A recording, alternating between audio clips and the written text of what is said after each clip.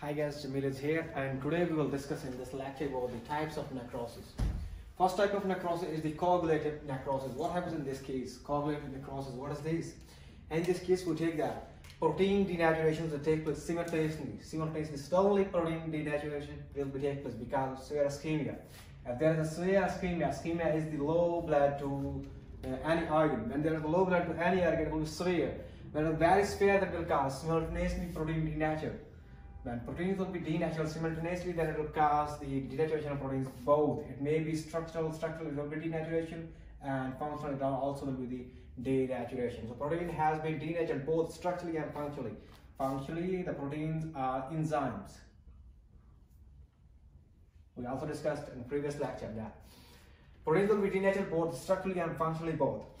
And what is the second one? Enzymatic digestion. When there is no enzymes, because enzymes have been denatured. When there is enzymes have been denatured, then no enzymatic digestion.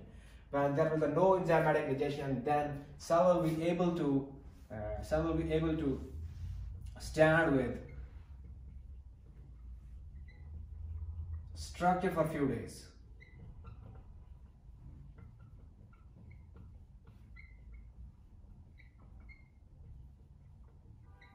What is this? Because in case of irreversible injury, in case of necrosis, this structure is being destroyed by the enzymes. But this time enzymes are being denatured. When enzymes are being denatured, then there is a no enzyme. No enzyme means that no enzymatic digestion. No enzymatic digestion means that structure will not destroy, so structure will stand for a few days. This is about enzymatic digestion.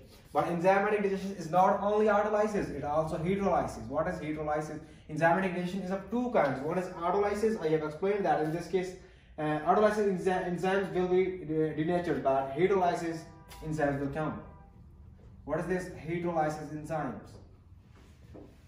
Hydrolysis enzymes may be the neutrophils, which are being attracted by the necrotic cells, and also maybe the microbes which are present there.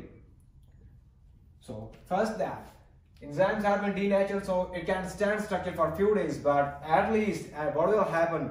Hydrolysis will take place, then neutrophils will come. When neutrophils will come and attack on this side, on this cell, now this cell will be ruptured. This is a simple cell and it will be ruptured. It will take to the necrosis. And this type of necrosis is the coagulative necrosis. We say that in coagulative necrosis, cells have been coagulated. Why cells have been coagulated? Because in this case, enzymes are being denatured, so no function of enzymes. Structure will withstand for a few days, and we say that this structure has been frozen. Because structure has been stand, we say that this structure has been frozen. But this frozen is more pink color because of eosinophilic. More pink because of eosinophilic. And we have discussed about the previous lecture that in the cytoplasm will be attached with a eosinophil, because of eosinophil it will give more and more pink color. So, but it is a frozen and it is also anucleated because nucleus has been disappeared in case of necrosis. So it has been frozen, but frozen will last for a long time. After that, neutrophils and microbes will come and they will attack on this in case of hydrolysis, and they will destroy it, and it will form the scar-like structure. They form the scar or collagen because of this all function. I have also discussed a scar in the previous lecture. What is the morphology of the coagulative necrosis? What happens in this case? It gives wedge-like area and pale color. This is the clinical finding of coagulative necrosis. How we can find in the slides that this is the coagulative necrosis with the help of wedge-like area. Let's suppose that.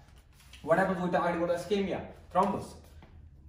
This is the main artery. When it supplies to the organs, it divides into two arteries, small arteries, and mostly cases thrombus will form here. When here will be thrombus, then no blood supply will here and no blood supply towards this artery also. So the cells which are present between these two arteries will undergo necrosis because of less oxygen, less of blood supply. When less of blood supply, less of oxygen. So look at this. This is the wedge type area. So in the slides, it will be like the wedge type area because of this function. And it is also pale color. Why pale color? Pale color is because that there is a thrombus, so less supply of blood. When there is a less supply of blood, obviously it will give the color pale. What are the examples here? Coagulative necrosis can take place in spleen and also in heart and kidney. In case of heart, myocardial infarction is the most common cause of coagulative necrosis. Coagulative necrosis is most common in heart, in case of myocardial infarction.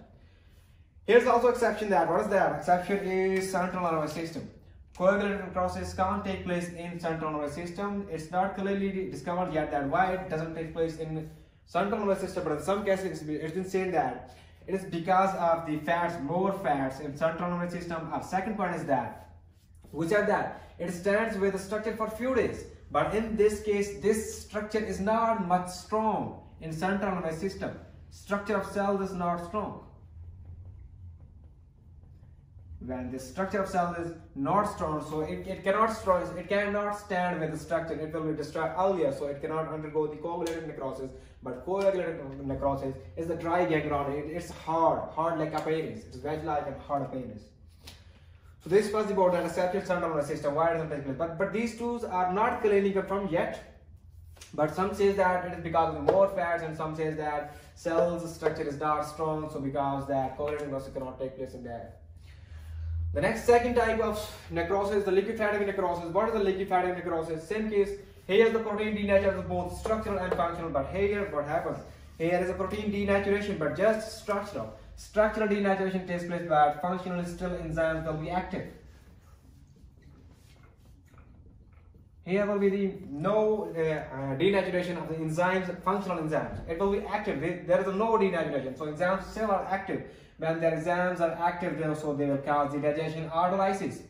What will happen in case of autolysis? It will cause enzymes will leak out, and enzymes will act on the cells. Also, hetolysis. What is hetolysis? Hetolysis includes neutrophils. What is this? Enzymes will secrete cells, and enzymes will be excreted from the cells and will attack on the cells. On the necrotic cells, let's suppose that this is the necrotic cell. This is a simple cell, necrotic cells, and these necrotic cells are being attacked by neutrophils, macrobes,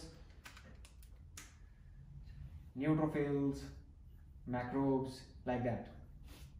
So in this case, structure will be disturbed, but enzymes action will be more and more. When enzymes action will be more and more, then it clearly does mean that dissolution of fats is more. Dissolution is more than repair. More than repair. When dissolution will be more, then clearly does mean that it will give the color, it will give the liquefaction. So that's why it's named as liquefactive necrosis. It will give the liquids, because dissolution is more than repair. Repair will be less and dissolution is more. Why dissolution is more? Because of more action of the enzymes and structure has been disturbed, so it will give the liquefactive necrosis. What's the next part of that? Morphology. Its morphology is yellow creamy color. The morphology of the liquefactive necrosis is yellow creamy color. We get the creamy color because of liquefaction. We'll explain. I would like to give the example. Pus in case of liquefactive necrosis, pus. What is pus? Basically, let's suppose that this is tissue, simple tissue, and in the tissue there are present some microbes. Let's suppose that these are the microbes. I will sketch this outside, these microbes. Let's suppose that these are some microbes, and these microbes are destroying the cells present in the tissue, because microbes will secrete some enzymes, and now these are destroying some cells. These are the cells. So these microbes are destroying the cells. So when the cells will be destroyed, then cells will attract the neutrophils. So neutrophils will also come. Neutrophils will also come to engulf this one. And when neutrophils will come, then macrophages also will come. So this is what about that. What is the pus? Then when there is a macros will attack the cells. When cells will be injured, they will attract the neutrophils for the repairment. Then it will cause the pus formation. What happens in this case? It's like this. Some body cells are alive, dead and dying, and microbes are also. Some are alive, some are dead and dying, and red blood cells, some are alive, dead and dying. What happens in this case? Because there are the cells, some cells are being attacked by microbes. So microbes will kill the cells. So some cells are being killed, some cells are being killing, and some cells are still alive and active.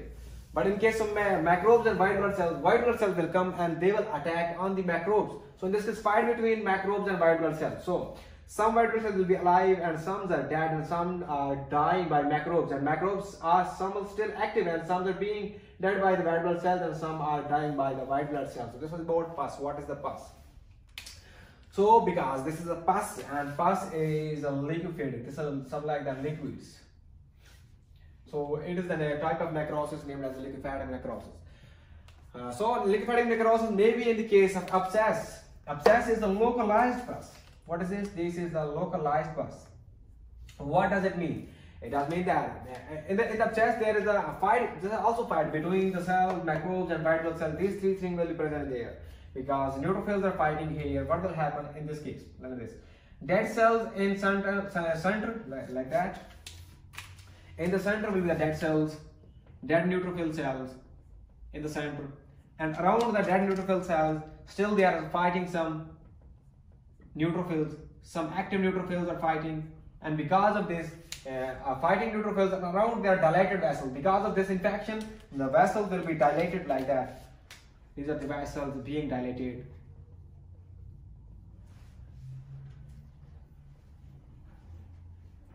Vessels are being dilated, and around these vessels are the healthy cells trying to repair. There are the healthy cells which are trying to repair. So look at this now. This is the localized pus, inside pus, because inside there are the cells, there are microbes, there are white blood cells, but inside, around there is vessels and healthy cells. So they are localized, they are fixed inside these cells. So now we call this abscess is a localized pus, but it is also a pus, but it is a localized pus because around there is a healthy cell. So these were the two examples of liquefactive necrosis. But main thing line is that in the case of histology, the morphology is yellow creamy color.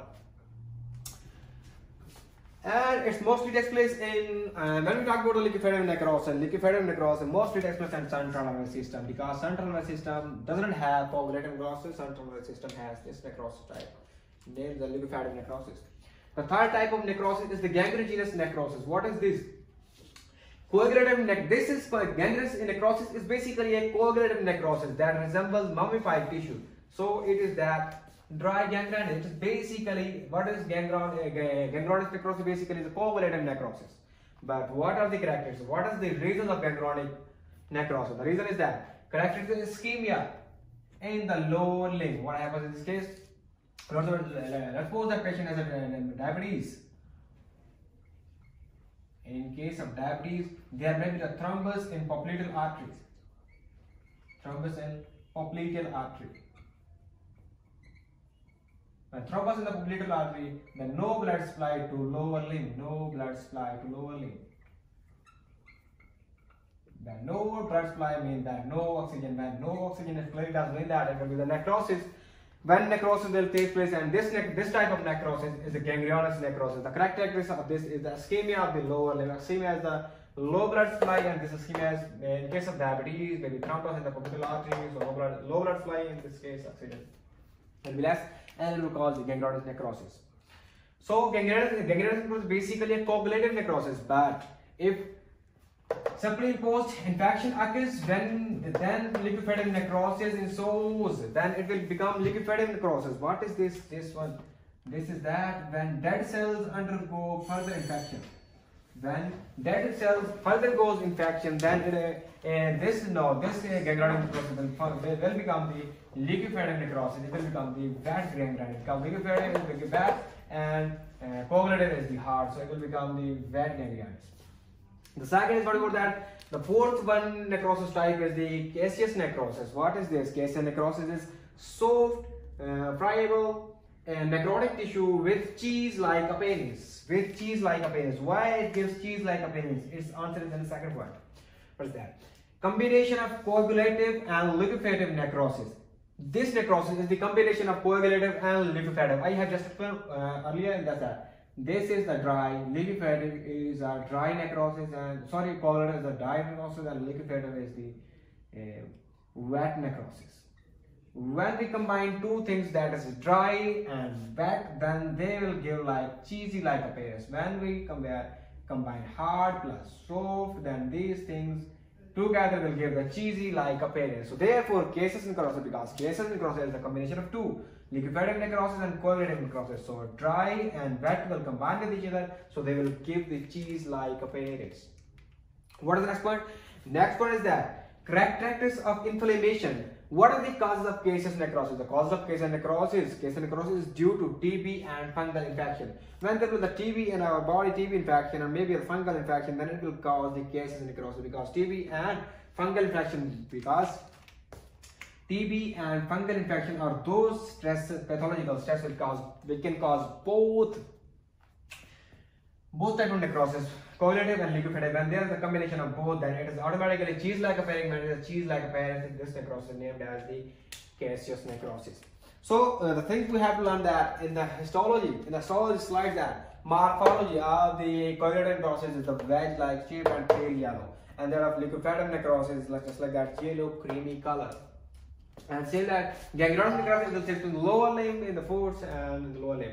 And caseous necrosis is cheesy-like appearance. So this was about the 4 types of necrosis.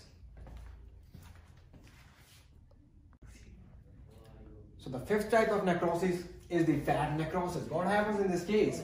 Necrotic adipose tissue with chalky-like appearance due to deposition of calcium. So here is a chalky-like appearance. What happens in this case basically? When the adipose tissues undergo necrotic, so adipose tissues has been dead. When adipose tissues are dead, then dead adipose tissues have negative charge and they will attract the calcium, and calcium has positive charge. So when calcium and adipose tissue are being attracted towards each other, so they will be together, and there will be the accumulation and saponification.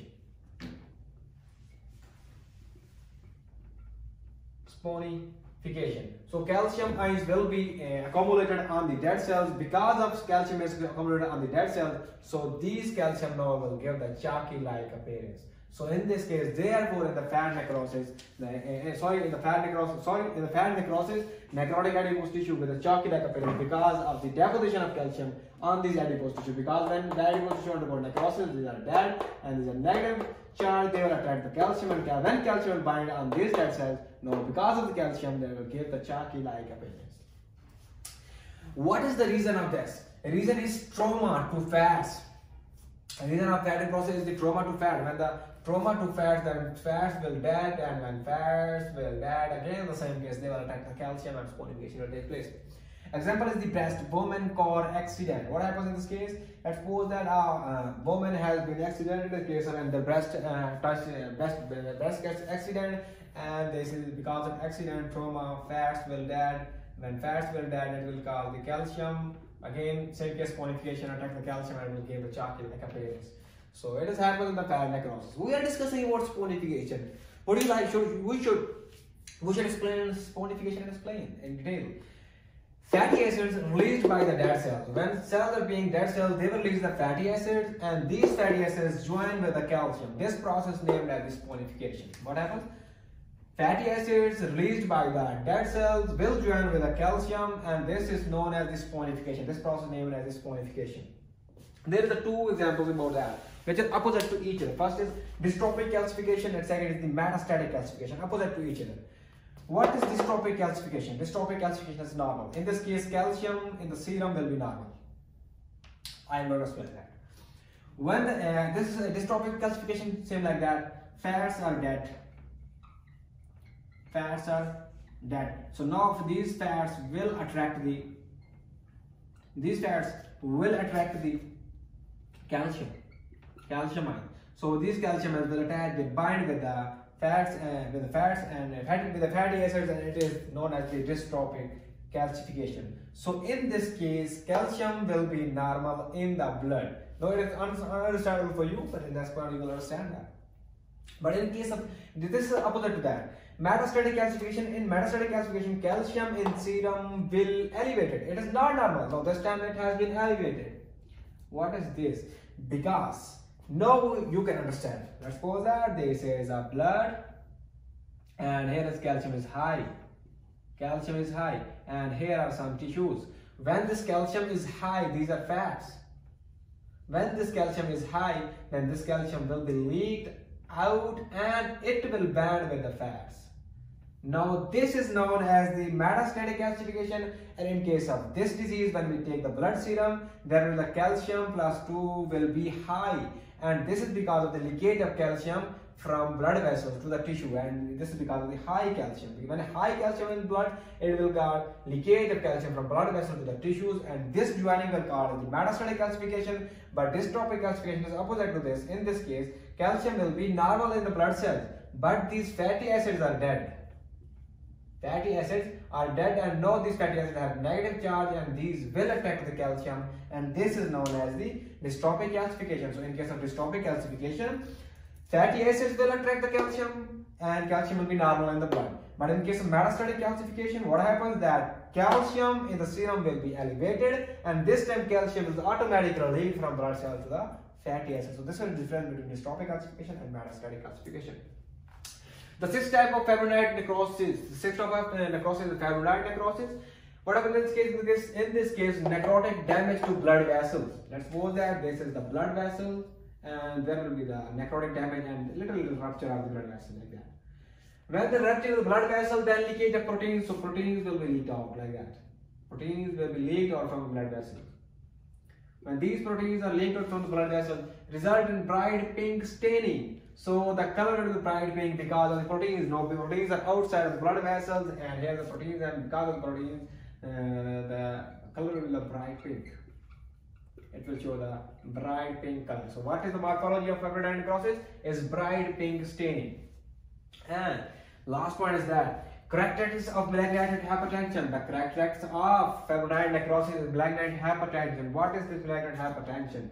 This is a type of cancer in which blood pressure high. Blood pressure high. When blood pressure will be high in case of some cancer in necrosis, then it will cause the fibrinoid necrosis.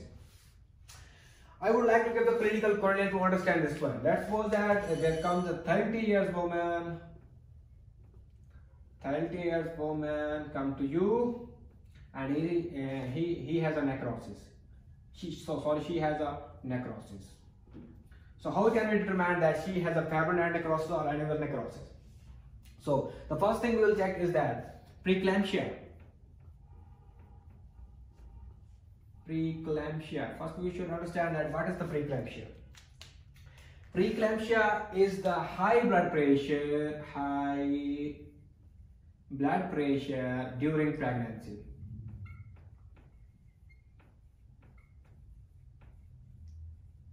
The first thing we will check that either the woman is pregnant. If she is pregnant, then we will check that its blood pressure is high. If its blood pressure is high, then it clearly does mean that she has a preeclampsia. In case of preeclampsia, she will give the fibrinoid. She will give the organ placenta. She will give the organ placenta of necrosis, and this necrosis type will be the fibrinoid necrosis. And this necrosis will be the fibrinoid necrosis.